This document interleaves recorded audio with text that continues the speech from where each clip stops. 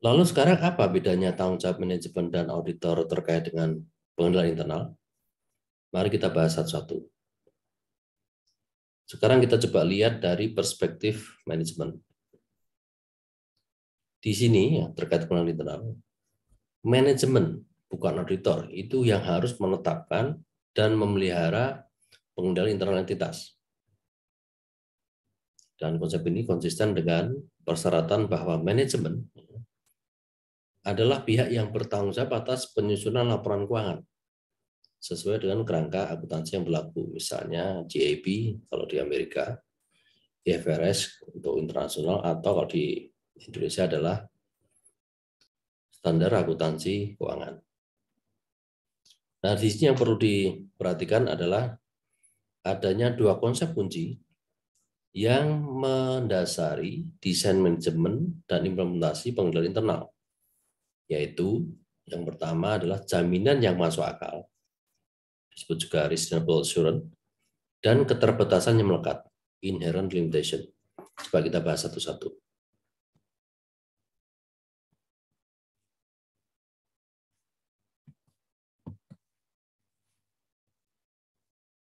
Apa yang dimaksud dengan reasonable assurance?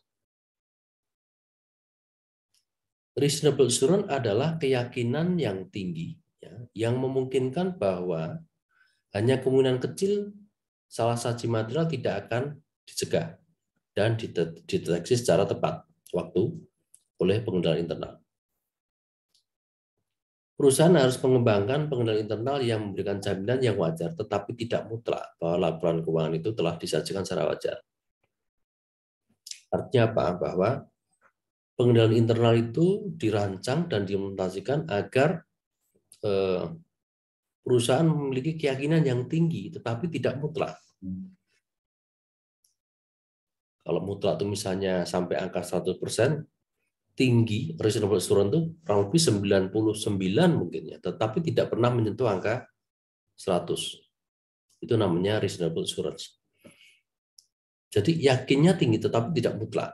Artinya apa? Bahwa dengan adanya pengendalian internal belum tentu ya, atau tidak pasti bahwa laporan keuangan itu disajikan secara wajar.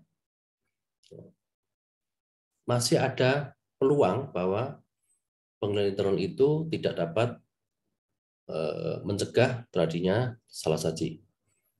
Ya kalau antara 99 sampai 100 berarti mungkin ya sekitar 1% kurang lah, maksimal 1% barangkali begitu ya.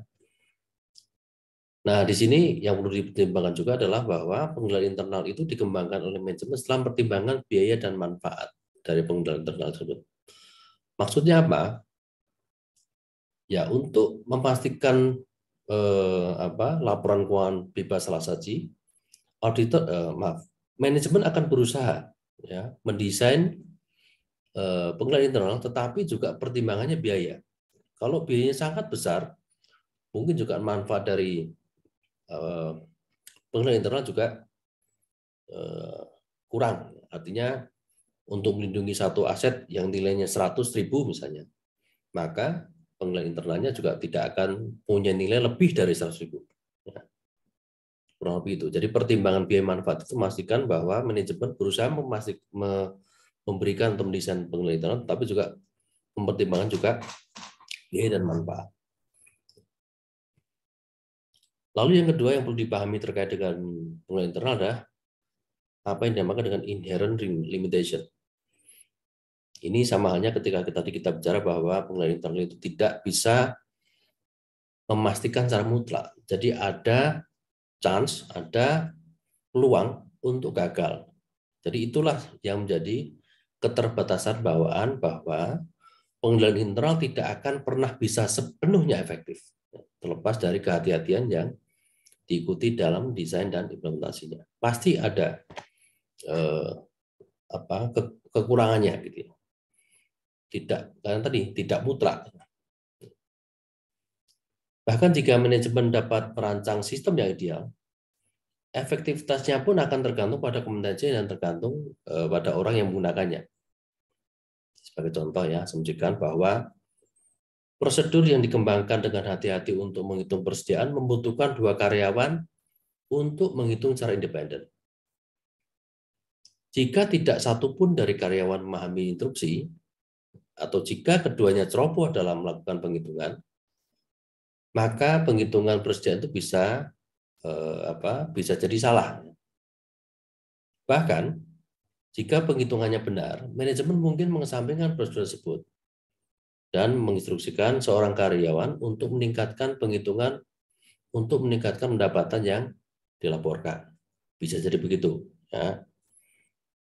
Jadi meskipun yang menghitung barang benar, tapi ada juga kemungkinan manajemen itu mengabaikan, karena mungkin niatnya untuk memperbesar penjualan. Ya. Maka pasti laporannya akan dimanipulasi. Itu salah satu contoh keterbatasan bawaan.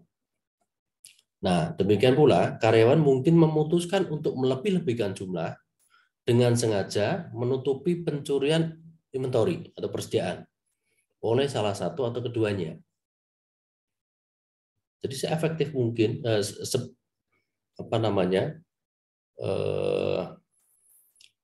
bagaimanapun efektifnya, tetapi kalau berhubungan dengan orang, ya, maka sistem itu bisa juga dikalahkan, ya, dikalahkan oleh orang-orang yang melakukan pengendalian itu sendiri. Contoh tadi, ya, memanipulasi angka, melebih-lebihkan jumlahnya. Nah, ini pengendalian itu akan gagal kalau terdapat dua atau lebih karyawan yang bersekongkol untuk mencuri aset dan yang menjadi tanggung jawabnya. Sehingga nanti dampaknya pasti ada salah satu pendaratan. Jadi intinya apa? SPI itu punya keterbatasan, ya, tidak bisa menangkal polusi. Yang dipahami bahwa SPI itu jalan hanya karena manusia, tetapi kalau manusianya polusi, maka SPI itu pasti juga tidak akan punya manfaat sama sekali. Itu yang dinamakan dengan keterbatasan bawaan dari SPI.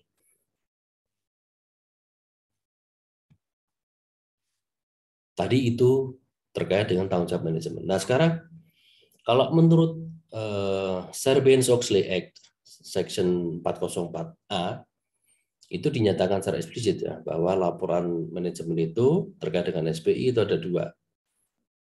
Ya,